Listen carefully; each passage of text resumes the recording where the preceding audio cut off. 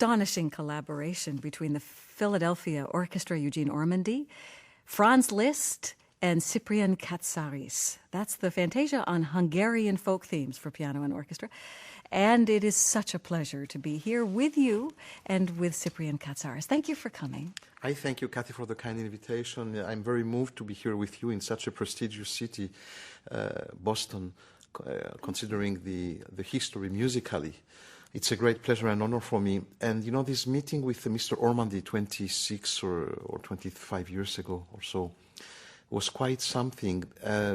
This recording, which was made for EMI, Angel, and which we just got recently the license from them on my little label, Piano 21, was quite an experience because when I met Mr. Ormandy, I told him, Maestro, I'm very intimidated. You know, he asked me to come to his place and rehearse the three pieces which are on this on the recording.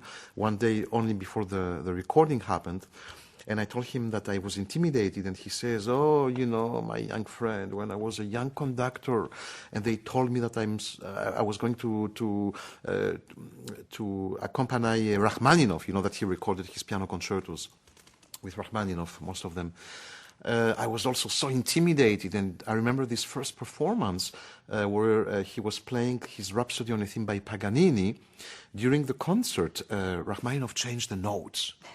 And I looked at him while I was conducting, and I was frightened because he was very tall, he had this big, long face, and he looked at me angry, and he just said while he was playing, "Play."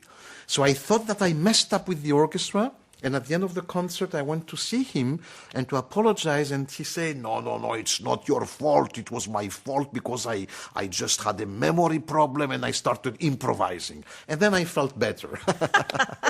You know? What a great story. And Ormandy, as you know, Eugene Ormandy was Hungarian. So this Hungarian fantasy, which has been the very first piece I played in a concert when I was a student in Paris at the Théâtre des Champs-Élysées, was a shock for me when I heard it just a few years before, played in the same hall by Cziffra, the great Hungarian pianist Georgi Cziffra, who unfortunately is not as famous as he should have been in this country, which only had admiration for Horowitz. Of course, Horowitz was a great musician, a great pianist, but Cziffra was also a great musician, also a great pianist.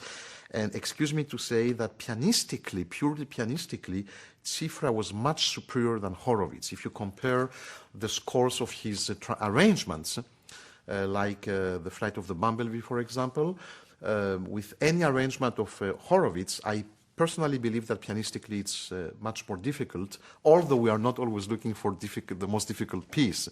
But it is unfair that he was so underrated in this country. When you were at this concert and Cziffra was there, how old were you? When I heard Cziffra the first time live, he played the Hungarian Fantasy and the first piano concerto of Liszt.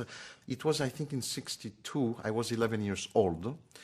And then when I met him, when I played at his competition in 1974 in Versailles, I asked him the score of The Flight of the Bumblebee, which for me was a mystery. How is it possible to play like this? You know, I had this LP with all his paraphrases and transcriptions, and I couldn't understand how it's possible.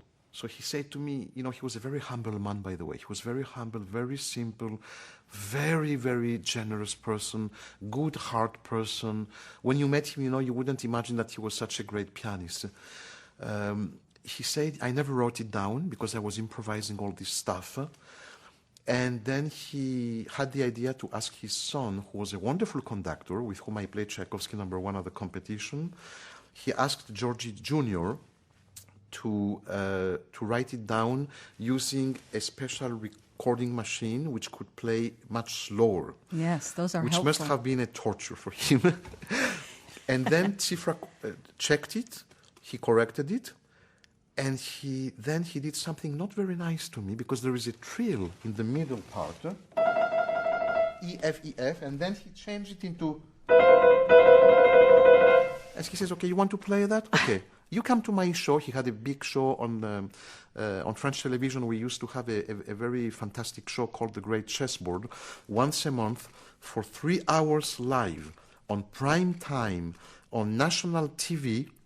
Once a month you had one guest of honor, for example, Cziffra or Yehudi Menuhin or Herbert von Karajan with the Berlin Philharmonic Orchestra or Alexis Weissenberg, you know, and the guest of honor had the right to invite who he wanted. It was going on live on TV in the whole country for 3 hours at 8:30 p.m. until 11:30 p.m. So he told me, okay, you want to play this? Okay, you come now to my show and you play that. It was in April 75. And I found out recently that some anonymous guy, I would like to know who did that, put this performance of my Bumblebee arrangement by Cziffra, which I played in his presence on that TV show, on YouTube. Yes, I've seen it. Put it. Yeah. So anyway, that's how it happened, and I will never forget that for this show, Cziffra was supposed to play the Hungarian Fantasy, and he called me in the afternoon, Cyprien, I lost my score, can you bring your score? So I gave him my score, which I never saw again, of course. And that's how it happened. Well, it's a good investment. Well, we'd love to hear your recording of the Cziffra version of The Flight of the Bumblebee.